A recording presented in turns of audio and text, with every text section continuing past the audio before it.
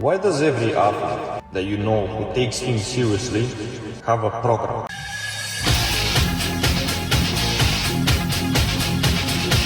There is no written plan. That may be disappointment.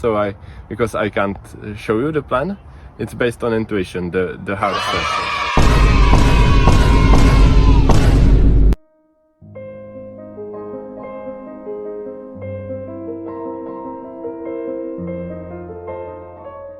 I would definitely say that there is quite a lot of controversy and a bit of divide in the calisthenics space when you look online on YouTube. And in this video, I'm just going to cover why a lot of calisthenics influencers in Boss Eagle and many others will just try to convince you that there is only one way, there is only one route to achieving success. This is the best thing and there's no other way. I'm also just going to give you advice on what the best thing is to do, in my opinion. And I'm not just going to give you a program because that would be super hypocritical, considering that this video is me questioning and sort of critiquing the need for a program and a specific plan. So my first point is going to be that, do you even need a specific workout program or routine to make progress? Look at the guy called Philip Workout online. This man could do a plus 55 kg muscle up.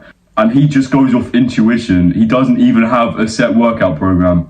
And he doesn't decide preset before the workout what he's going to do in the workout. He just kind of plays it by ear. This is very contradicting of what Ian Boss Eagle says when he says that you must have a 10 out of 10 workout program and 10 out of 10 workouts each time in order to make progress.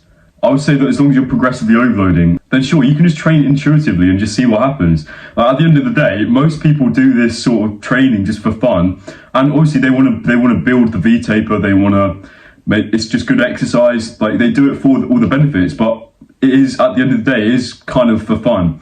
And just lumping yourself with a workout program, a lot of people just wouldn't find that fun. And it just depends. Like, obviously you want results, but this man just done a plus 55 kg muscle up without a program. And he literally said on his channel that he just trains for fun anyway. He doesn't even care. So first of all, I train for fun. I like what I do and I don't feel like I need to change it. Maybe he's just top 0.0 something percent genetics, 0.01% genetics. But I think there just is a case here of not taking it as seriously as, obviously take it seriously, train hard, train often. Obviously, if you want the results, you're going to have to train often, train intensely, but you only live once, you know, so don't just take everything seriously, especially if you already have a job that you're taking seriously. If you just want to have like a fun workout, just a fun experience after work or something, or school, if you're young, then just train in a way that you enjoy. I think that's the main thing. And that also leads me on to my second point, that no one training method is optimal. This is another thing that people online also say quite a lot, that there's only one training method that you must use in order to make progress, in order to make the best progress in the world. And any other way is trash. This is the best thing and there's no other way. And I would just say that this fundamentally isn't true. I would just say that there's way too many factors surrounding your training. I think that everybody should follow principles, which everybody accepts, right? So, for example, something that everybody would probably accept, I hope so anyway, is that you have to train close to failure in order to put on muscle. Another thing that everybody should accept is that you should be lifting more or more reps on the weight that you did last week, i.e. progressively overload. And the third thing that I think everybody should agree on is that if you want to optimize your progress, you don't want to undertrain, but you don't want to overtrain too much at the same time. I personally think that I would much rather overtrain than undertrain. I don't personally think that overtraining is such a bad thing that you should be scared of. I think if you're putting in loads of work and you enjoy it, then I think you'd be much better off overtraining than undertraining. Okay, maybe you're sacrificing a little bit of results than if you were to just do slightly less, but maybe you're even getting more results, you know? But other than those three main principles, the set and rep range doesn't matter. You can just train intuitively and just do what you find fun and think, oh, that set, I was expecting to get more reps on that set, but I only got the same as I got last week. Maybe I'm not feeling it today. Maybe I'm just gonna go down a bit in weight. Or, oh, I'm really rearing for some muscle ups today. Let's hit some weighted muscle ups. Or I'm feeling like a chin up PR today. Let me go for a chin up PR, just 1 rep max. Or let me just have fun within training. Like, I don't see why everybody has to sort of train so seriously and say, I have to train 3 reps in reserve on this set. People would say that, well, if you're not training seriously, you're not going to get optimal results.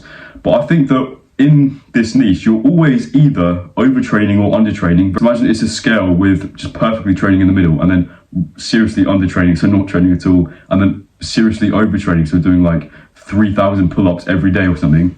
You're always somewhere in this sort of graph with perfect amount of training in the middle. You're always somewhere within this graph. Maybe you're in the middle, but you're slightly to the left or slightly to the right. From my experience, it's almost impossible to get it bang on perfect, because you have to factor in so many other factors, like what you trained yesterday, how intense the set was, and so many different levels of fatigue. And that is just only one factor in the whole plethora of factors that you have to take into account as to whether you're being optimal or not. I think that it's just so overcomplicated nowadays. There's so much information nowadays. I just don't think it needs to be that complicated. Just go into the gym, hit some pull-ups and dips, and if you want to hit other movements, then do. Personally, I'll just share the way that I train, but if you don't want to train this way, then I'm not going to tell you to train this way. Just train the way that you feel. It's really not that deep. That's what I'm trying to get across in this video.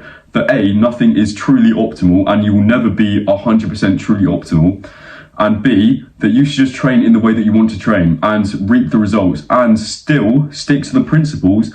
Also, you need to be educated on the principles which are going to let you achieve results. For example, I've got videos on my channel about the front lever, or one video anyway. So that's just knowledge that you need to know to actually learn the front lever. And that's helpful knowledge. So it's good to know knowledge and principles, like I said, of the 3 principles that I mentioned. You need to have good knowledge, but on top of that, I just don't think it's that serious, man. If you like skills, if you like training calisthenic skills, train calisthenic skills. If you like having a lot of weight on your weighted pull-ups or your weighted dips, just do that. If you just like bodybuilding, do that.